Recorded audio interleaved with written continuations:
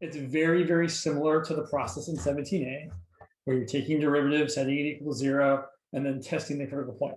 It's just that the way we do that is a tiny bit different here. So I just want to remind everyone of what the process is. And I think he did. I think Professor Lewis is a good professor. I think he explains things pretty clearly. He definitely explained things well in class today. So the idea is just, to find the critical points, we're going to set each of the partials equal to 0, which is the same as setting the gradient equal to 0. And I usually like to write a little, right? It's a vector. So we're setting, so I should point out, you're setting the gradient equal to the 0 vector. Right? So you're setting each partial equal to 0. We're going to solve that.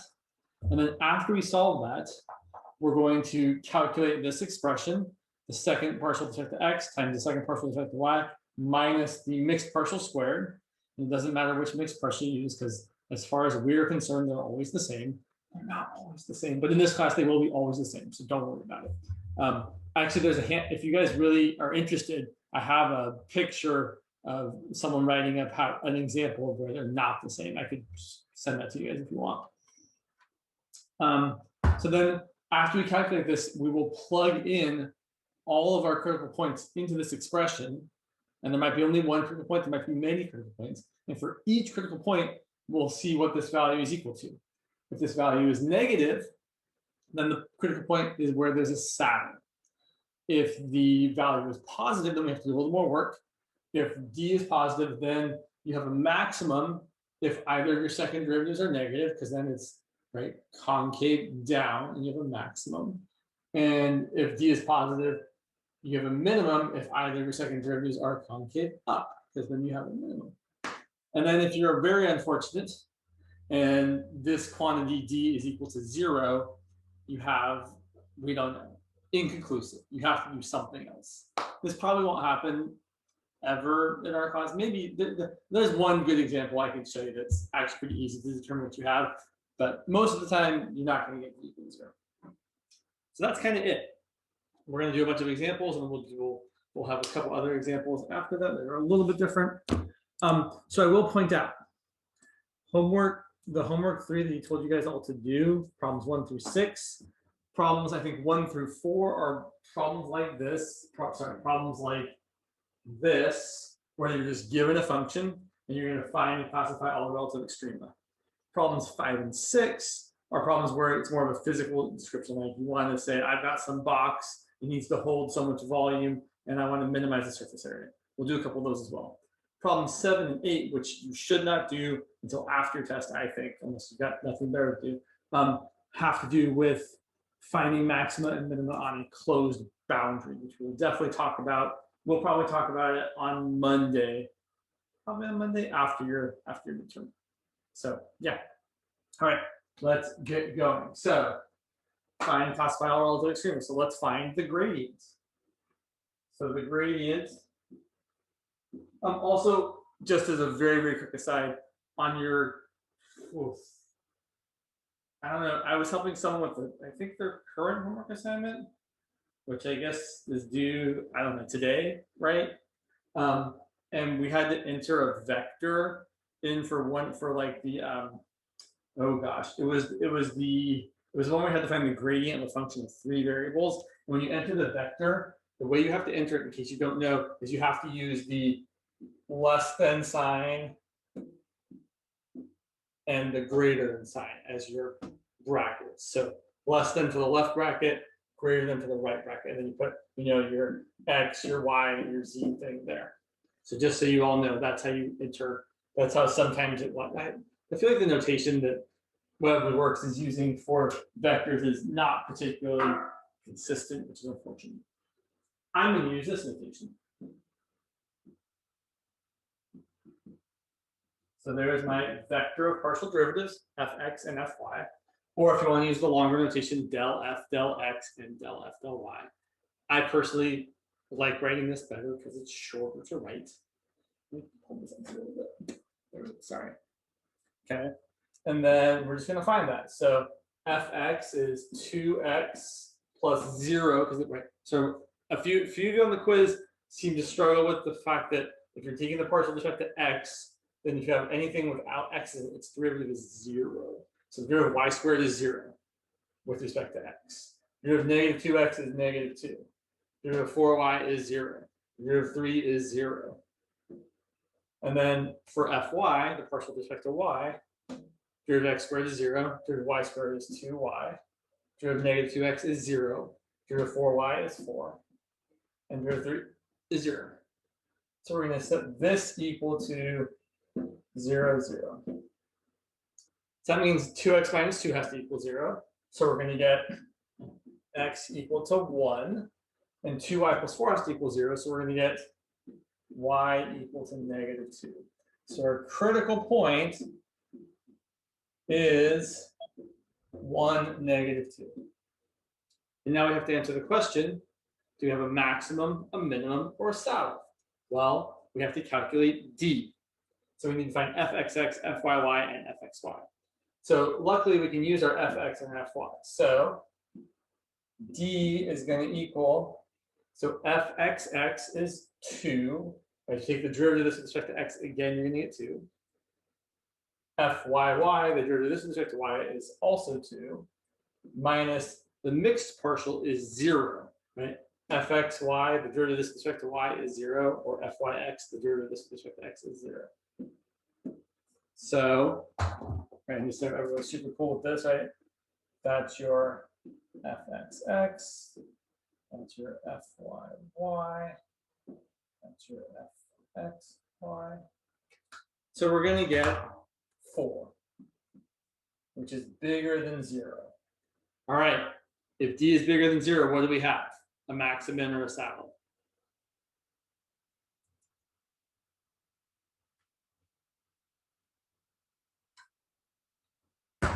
The answer I'm really looking for is we need to do more work, right? If d is positive, we don't actually know yet if it's a maximum or a minimum.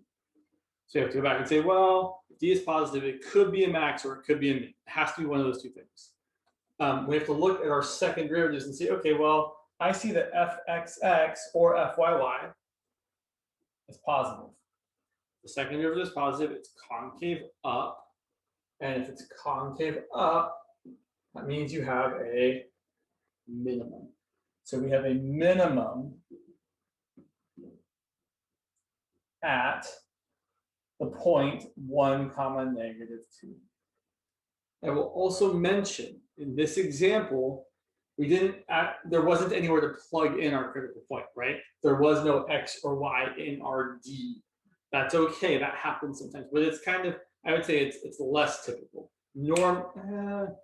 Most of the time, you're probably going to have, fxx is, yes, that says fxx is greater than 0.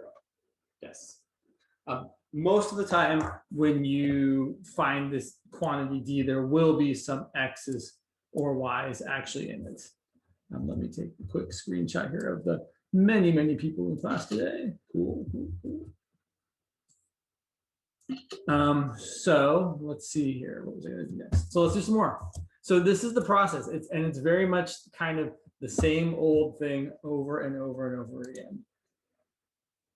So let's do it again. Let's look at this next one.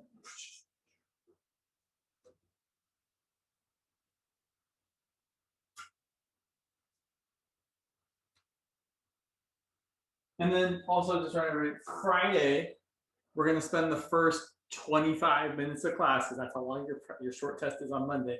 We're going to have a practice test on Friday for the first half of class, and then the second half of class, we will go over the practice test. So Friday, do come prepared to do your own math for the first 25 minutes while I just kind of hang out and look at you all. You don't have to be on camera. You will have to be on camera for your actual test. But all right, yeah. But for mine, you don't have to, right? It's a practice test. I don't care. But you should obviously try to do the work under the same circumstances as your actual test. But that's what we're doing on Friday. Practice test, and then we'll go over it. So come prepared to do a practice test. So let's look at this next function. Let's look at f of xy is 2x squared minus y squared plus 4x plus 6y plus 1. And my plan is probably that I will like either email you guys the practice test or post it in Canvas or post a link in the chat so that it's easily accessible to everybody. So this one is also not super duper exciting. Well, it's good to practice. So let's see. Let's find fx is going to be 4x plus 4. Okay. Fy is going to be negative 2y plus 6. So I will admit, I don't usually think of the gradient when I actually think of this process. That doesn't mean you shouldn't. I do actually think you should. So I should have said, right, I'm setting my gradient, which is exactly this 4x plus 4 negative 2y plus 6 equal to 0 to 0. You do have to have both equations being 0 at the same time. So I'm going to get x equal to, let's see, negative 1. And y is going to be positive 3. So my critical point here is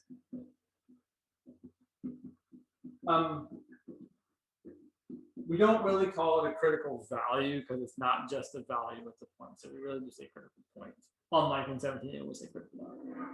So let's see here. We're going to do the same thing. We're going to find the quantity d, which again is fxx times fyy minus fxy. Please do stop me if you have questions. So here we're going to get, let's see, fxx is the partial with respect to x is 4. Fyy is going to be negative 2 minus fxy or fyx are both 0 again, right? The derivative of that with respect to y is 0. The derivative of that with respect to x is 0. So now we're going to get negative 8, which is clearly negative, less than 0. So if your d is negative, what do we know that we actually have to have? A max, a min, or a saddle?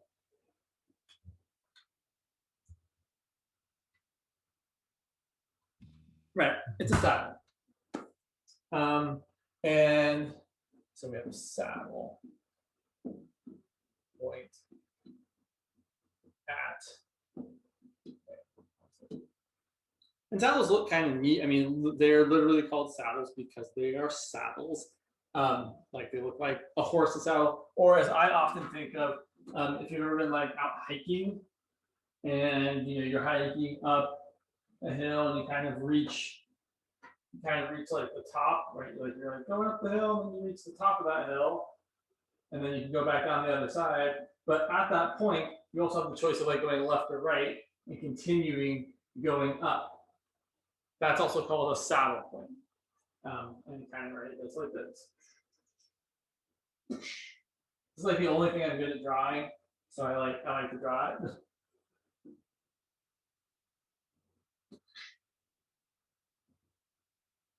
All right, so there's your saddle.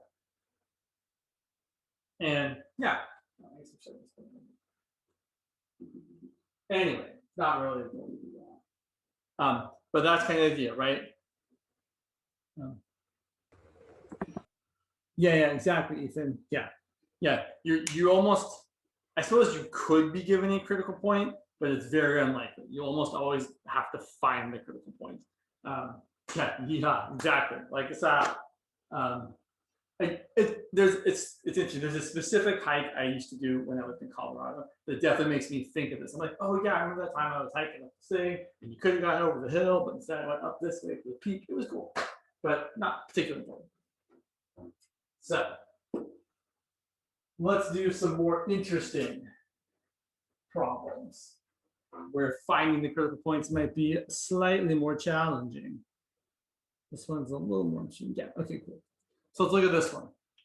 This is apparently from section 9.6, number 7. So Lindsay, that is what we're doing right now. So these are all optimization problems when there are two variables. I think what you're asking is more of like a physical context, like there's an object with has to hold some volume and we want to minimize the surface area. Is that kind of more what you're getting at, Lindsay? Okay, we will definitely get there. I just want to do, but what I should say is what we're doing right now is the same thing as that. I'm just, so like, for example, I could say, here's an equation, f of xy equal to x to the fourth plus y to the fourth minus 4xy and plus 2. And I could lie and say, this represents the, I don't know, the cost of doing business somewhere. What value for x and y will minimize the cost? Right, that's, I know that's like not really what we have here, but the process is going to be the same when you actually do have a thing, right? It's just that for those other problems, our job will not only be to find the critical points and classify them, we also have the job of setting up the function in the first place. So we'll definitely get there, I promise. Just let's do a few more of these examples first. So let's look at this one. So let's find the critical points. So I'm going to take my gradient, which is the partial with respect to x. That's going to be 4x cubed minus, well, see, so derivative of 0, derivative of 4xy is 4y. And it's 4y times x, and the derivative of x is 1. And 4y is a constant. And then the partial with respect to y is going to be 4y cubed minus 4x. So this is where things get kind of interesting. Can anyone tell me what there for sure is one critical value? Point. What's a point that x and y could both be that would for sure make this equal to 0 and this equal to 0? 0, 0. 0, 0. Totally 0, 0. 0, 0 is often worth looking at just because it often works out. But there are other critical points here as well. So here's what you have to do when it's not super duper clear. I'm going to set one of these equal to 0 and solve for a thing. So I'm going to say, okay, 4x cubed minus 4y equals 0. 4x cubed equals 4y. Divide both sides by 4. Y equals x cubed. Okay, well, there's a lot of like literally an infinite number of points where y equals x cubed. But here's the important thing. This other equation also has to be true. So what I'm going to do is I'm going to take 4y cubed minus 4x equal to 0, and I'm going to plug in x cubed for y. So I'm going to 4 times x cubed minus 4x equal to 0. And although it's tempting to bring that over and maybe do some dividing or whatever, what I actually really should do is factor. So I'm going to factor out 4. So this x cubed is x to the 9th. I'm going to factor out one of those x's.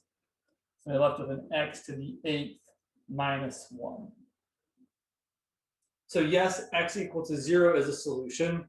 What's another solution? What else could x be? 1. And somebody else, what else could x be? -1, exactly. And those are all the solutions here. But x can be plus or minus 1. You can totally factor this further. Right? This factors as x to the 4th minus 1 times x to the 4th plus 1. And then the x to the 4th minus 1 factors as x squared minus 1 times x squared plus 1. And then the x squared minus 1 factors as x minus 1 times x plus 1. So this does factor as x minus 1 times x plus 1 times x squared plus 1 times x to the 4th plus 1. And so you can see that 1 and -1 are the only real numbers that are solutions to that equation, other than 0, of course. So our critical points are 0, 0. We also get the critical point where x is 1. And if x is 1, y is x cubed, so y is also 1. And if x is -1, y is -1 cubed, which is also -1. And you can check, if you plug back in any of those points, you're going to get 0 here and 0 here. Right? If x and y are both 1, you get 4 minus 4. If x and y are both -1, you get -4 minus -4, which is also 0. So you have 3 critical points to check. All right, let's find this D thing. I'm going to erase this unless you guys have any questions. I can probably. I don't need to erase it just yet. You can probably make it fit. Okay, so D, so that's going to be fxx.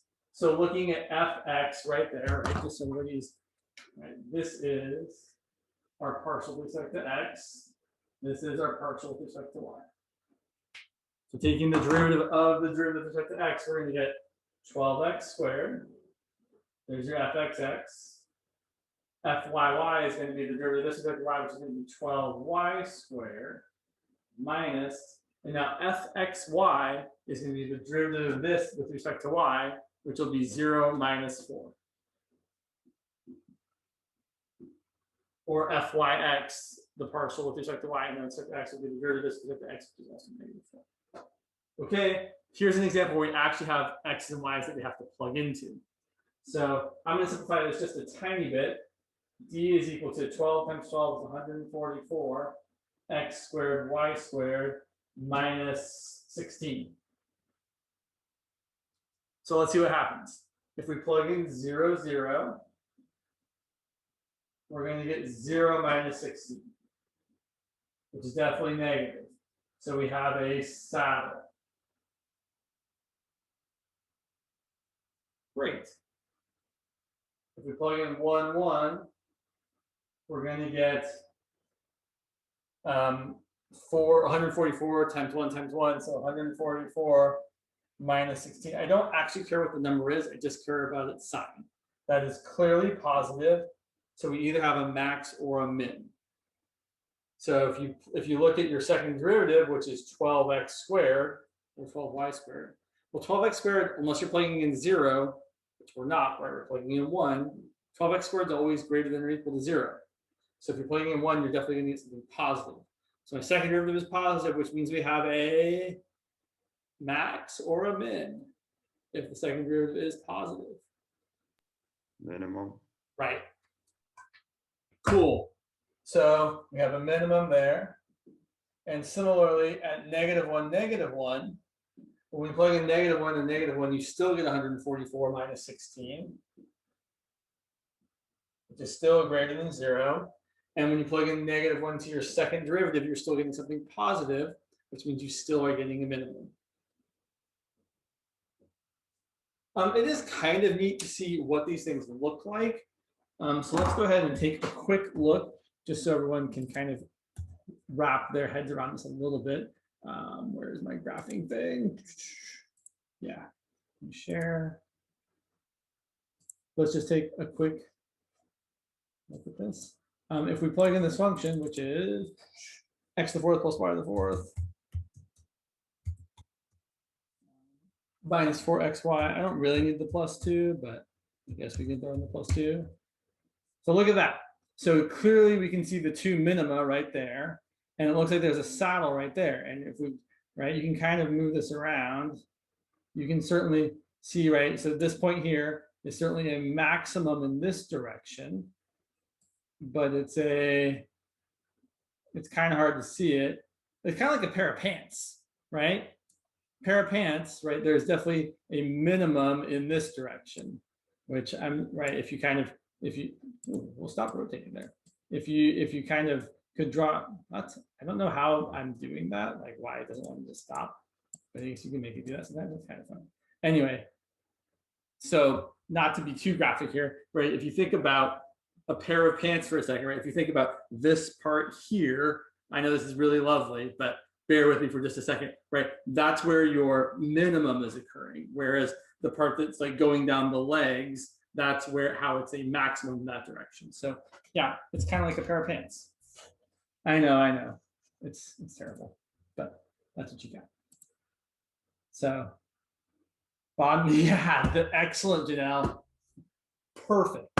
Yes, I am going to remember that. So yeah, bottom half of Patrick Star for sure. That's, yeah, I'm digging it. Okay, let's do some more. Let's see, it's 136. Yeah. Let's go ahead. Let's see. I think I want to do one more like this, and then we will, do one that's more like what Lindsay was asking for. Let's see. That looks like I want to find one where, yeah, okay, good. Yes, there we go. Sometimes I would say, so finding the quantity capital D is usually not that terrible, like evaluating that whatever. It's often the finding of the critical points that's actually the hardest part. So let's look at this example. Let's say our function is, what have we got here? 3x cubed plus xy squared minus 9x squared minus y squared. Okay, So let's find the gradient, so it's equal to 0. So let's see. The partial respect to x is going to be 9x squared plus 1y squared minus 18x minus 0. The partial respect to y is going to be 0 plus 2y times x, 2xy, minus 0 minus 2y. This looks a little wonky. I want this to equal 0, 0. So here's what I've got so far. Let me make sure I didn't make any. I feel like I might have made a dumb mistake here. I'm trying to make sure. Oh, yeah. Sorry. I'm noticing. Sorry, just one sec. I think. Check.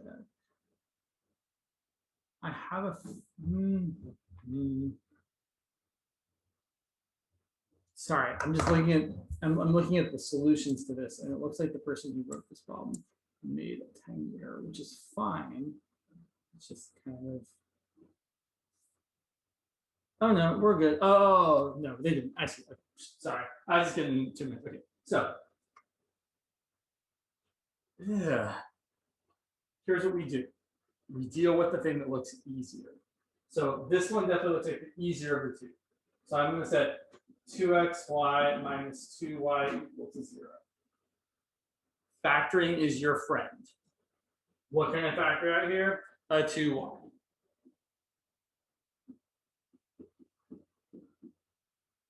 Okay, I want to be super extra explicit about this. The point 1, 0 is not a critical point. Yes, x equal to 1 and y equal to 0 both make this equation equal to 0, but I want to remind you all, both things have to equal 0. So what we actually get from this is we get two possibilities. We get either y equals 0 or x equal to 1. Either one of those will be satisfying the bottom part equals 0. So then we're going to use each of those conditions to see what the top has to do. So here's my top equation, and I'm going to rewrite it like, so I got 9x squared plus y squared minus 18. I have a quick question. So do we always assume that it's going to be 0, 0? Yes. Oh, okay. Yeah. So right, when you're finding, basically the idea here is that you want to find where the tangent plane is horizontal. Right, so just so I can show you guys a really quick little picture here. So the idea is that when you have a relative, right, when you have a relative or local maximum, right, it's kind of the top, and your tangent plane is 0. So your directional derivative in the x and the y direction are both 0 because they're flat. Same deal if you have a minimum, right? That horizontal tangent plane means your derivative in the x direction and in the y direction are both going to be still horizontal vectors, right? They're going to be parallel to the xy plane, meaning they're going to be 0. And the same is also true for a saddle. So yes, to answer your question. Okay, so let's see. So let's get back to this one here. So what I'm going to do is I'm first going to use y equal to 0. So if y equals 0, well, then I'm going to plug in 0 for y. And I'm going to get the remaining equation to be 9x squared minus 18x equal to 0. Factor out of 9x, you're left with x minus 2. So when y is 0, you get x equal to 0 or x equal to 2. So that's giving me two different critical points. It's giving me 0, 0 or 2, 0. Okay, now we have to use the other condition where x could be 1. Let's go ahead and let me go ahead and erase this part right here because I don't really need that there. So if we set x equal to 1, then we're going to get, so now this equation becomes 9 plus y squared minus 18 equal to 0. So y squared minus 9 equals 0. you could factor, or you could bring the 9 over and say you get plus or minus 3. Either way, you're going to get y equal to plus or minus 3. So my critical points here are x equal to 1 and y equal to 3, or x equal to 1 and y equal to negative 3.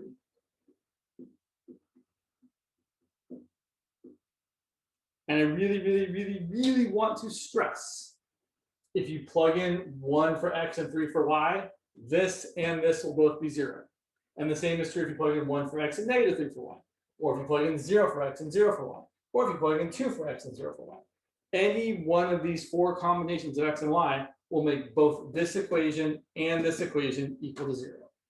And they are the only ones. There are no other pairs of x and y where both this expression and this expression end up being 0. So these are our 4 critical points.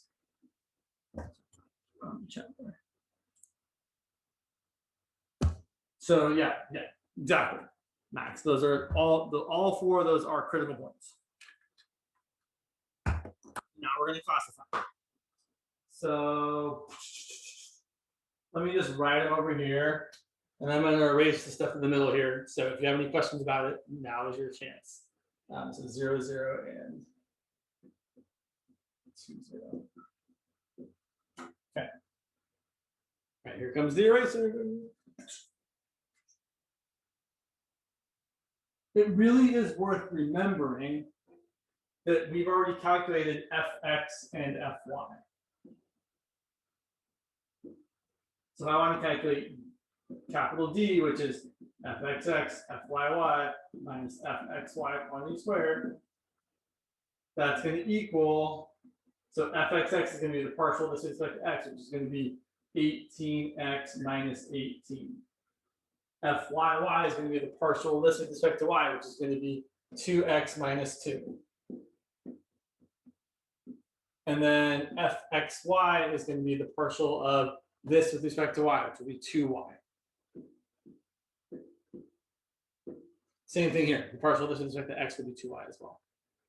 Okay. Could I make this slightly easier to handle? Probably, but I don't really need to. So let's just plug in all the points. So d of 0, 0 is going to be negative 18 times negative 2, which is positive 36, minus 0. D of 2, 0 is going to be, let's see, 18 times 2 is 36. 36 minus 18 is positive 18. 4 minus 2 is positive 2. Y is still 0. Okay. And then I know I'm not done with those yet. I have to say if they're max or min. And then let's see. For these ones, d of 1 comma 3, if x is 1, this part's going to be 0. 18 minus 18 is 0. So we're going to get 0 minus 6 squared, which is negative. And then you're going to get the same thing for negative 3. 1, right? That part's going to be 0. You put in 1 for x. And this part's going to be negative 6 squared, which is 36, but it's going to be negative 36. So we have saddles at these 2 points. And let's see. So here we either have a max or a min. And when we plugged in 0, our fxx was negative 18. So here, since fxx is less than 0, concave down, we have a maximum. So we have a max at 0, 0. And then for this one, since fxx was positive 18, which means it's positive and concave up, we have a minimum at 2, 0. This one has at least one of everything. Kind of cool. Questions about any of this? How do you know it's a minimum again? So to be a minimum, there's 2 things we have to check. First, D has to be positive, but additionally, after you see that D is positive, you have to have that one of the second derivatives, either fxx or fyy, is positive as well. Because if the second derivative is positive, that means it's concave up like a cup, and you have a minimum at the bottom of that cup. So this one here, if you look at fxx or fyy, you can see that they're both positive. and so it's concave up. On the other hand, I know I didn't write it for this one, so I guess I should have been a little. Let me rewrite this one. If you plug in 0, 0, you get -18 times -2 minus 0 squared. So that's still positive 36, but now we see that fxx and fyy are both negative. So that's concave down, so you have a maximum at the top. Okay. Let's look at some more optimization style problems, like this one. This feels like a. Oh, no, I see. Yeah, sure. This question I'm about to write, I was just thinking, like, I feel like this is a 17A problem. Like, we don't need this, but I was forgetting one thing. So here's what we've got. A manufacturer wants to make boxes without lids that hold 32 cubic feet of volume. So we want a box without a lid that will hold 32 cubic feet of volume. Okay. And we would like to minimize, so the way they usually phrase this is using the least amount of materials. So using the least amount of material just means minimize the surface area.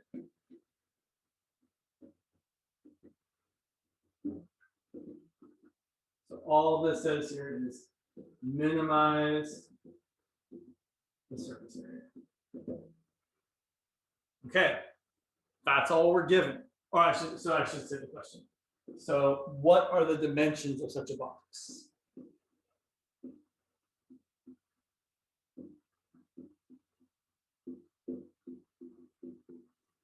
Well, in 17A, we might have done a problem like this, but we would have been given the extra piece of information that the base of this box is square. That's no longer the case, right? We're not saying the base of the box is square. So let's go ahead and label the sides of the box, and they can all be different. So here's my box.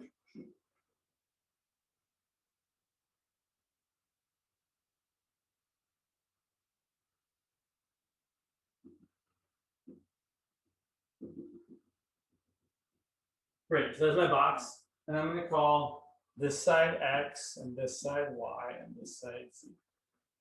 And so I need to write an equation for the surface area. So the surface area,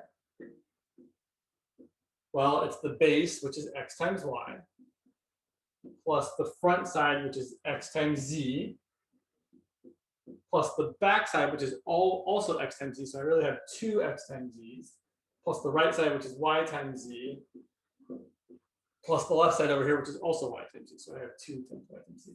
So answer the question. What does it say after 32 cubic feet of volume?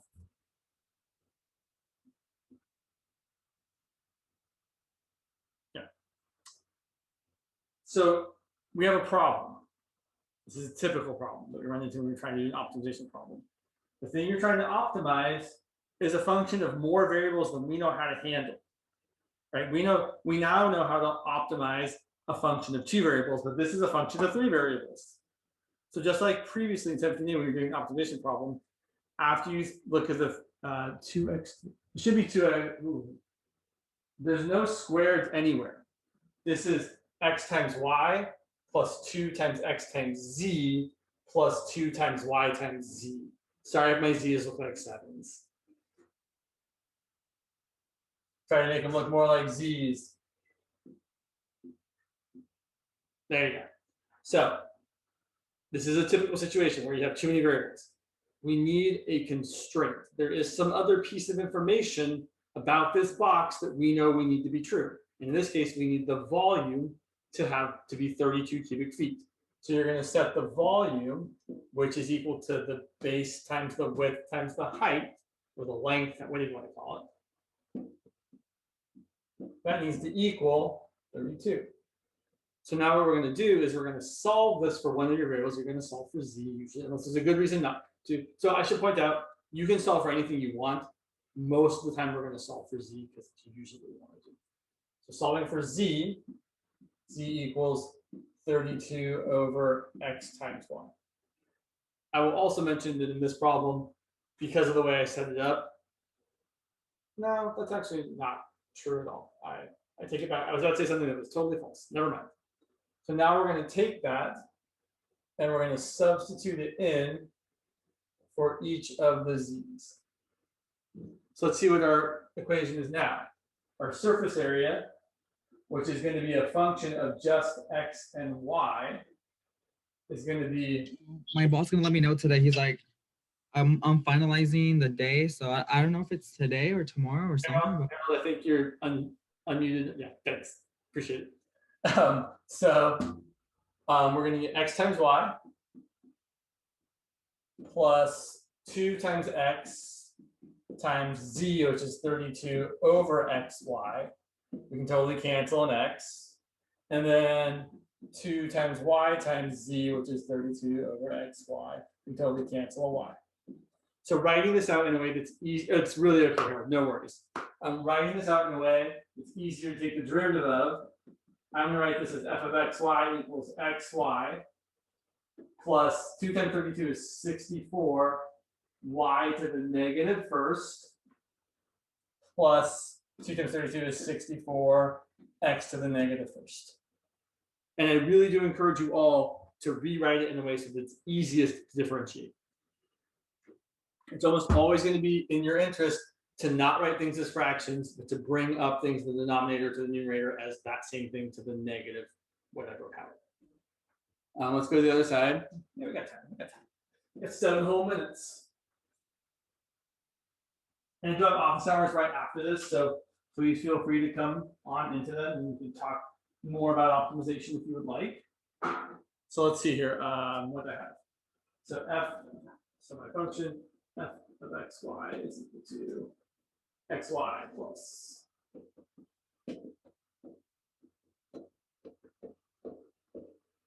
okay, right? I switched the order, but that's okay, right? It's still the same equation, I just wrote it slightly differently. All right, so I want to point out, right? That was all the work we need to do just to get to the point where now we can do the things we've been doing. We're going to take the gradient, set it equal to 0, find the critical point, plug them into D, and see if it's a max, and min, or a saddle. So that's kind of what I want to stress here, is that these optimization problems, more than half the battle is just setting it up in the first place. So now let's find the gradient. The gradient is going to be, let's see, the partial with respect to x is going to be y minus 64 x to the negative second. And the nice thing about this is there's going to be some symmetry. The gradient, the partial with respect to y is going to be x minus 64 y to the negative second. And I know I'm not saying it, but right, for the partial of x, the derivative of this is 0 because there are no x's in it. For the partial of y, the derivative of this is 0 because there are no y's in it. We're going to set that equal to 0, 0. I should mention here, this is something that's, if you look at these two equations, this equation and this equation are the same if you interchange x and y. Usually that means you're going to get solutions that look like x and y being the same value. Or maybe, no, I think they have to be the same value. So I think we can say like that, yeah, x and y have to be the same. Which is nice to know, means it's kind of easier to figure out what the answer is going to be. So let's see, I want y minus 64 x to the negative second equal to 0. So now I might rewrite this as y minus 64 over x squared equals 0, or y equals 64 divided by x squared. And then I'm gonna, all right, I don't know what my answer is. Like maybe the answer is x is 8 and y is 1. Or maybe the answer is x is 2 and y is 64 divided by 4, which is 16. Or maybe the answer is x is 4 and y is 4, which is probably the answer because they're the same, like I said. Right? But we don't actually know that. Right? We don't know what the x and y points are because we don't know if it works together. So we have to take this and plug it into this other equation. This other x minus, let's write this as 64 over y squared equals 0. So before I plug, sure, let's just plug it in. So x minus 64 over 64 over x squared equals 0. Well, it's terrible. It's actually not that bad. So here's the thing, right? Let's actually write it as x equal to 64. Now, dividing by a fraction means you multiply by its reciprocal. So this is going to be times x squared over 64 quantity squared. Okay, so x squared over 64 squared is x to the fourth over 64 quantity squared. Hang in there with me, we're almost there. I can cancel this 64 with one of those 64s, and then I can multiply both sides by 64 and say that x to the fourth equals 64x, or 0 is equal to x to the fourth minus 64x. Factor out an x, and you get x cubed minus 64. So either x is 0 or x is equal to 4.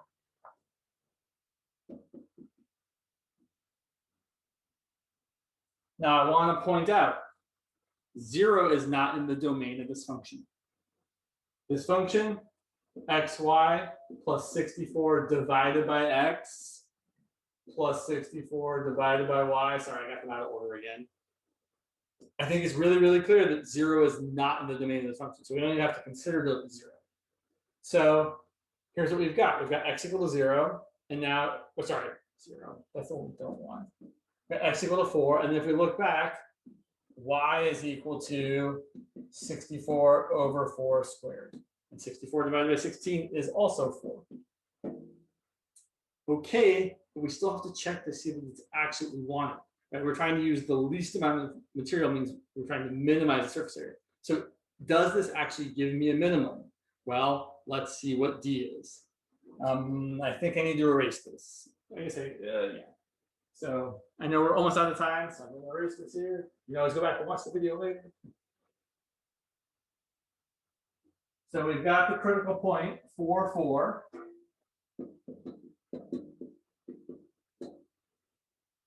In fact, it's also worth noting that 0, 0 can't be a critical point, right? Because if you plug in the 0 here, it doesn't actually make this equal to 0. It makes it undefined. And while in 17a, it was cool for the derivative to be 0, sorry, to be undefined as long as the function was defined, it's not really okay here.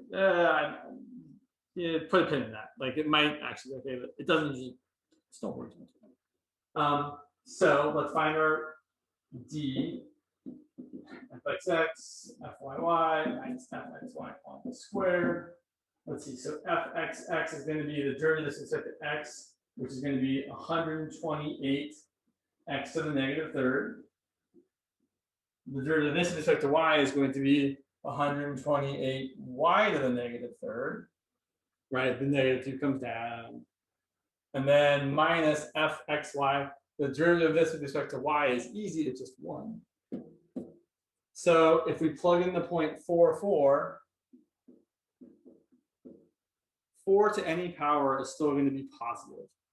4 to the negative third is 1 over 64. So you get 128 over 64 times 128 over 64 minus 1, which is definitely greater than 0. So it's either a max or a min. And then since the second derivative is in fact positive,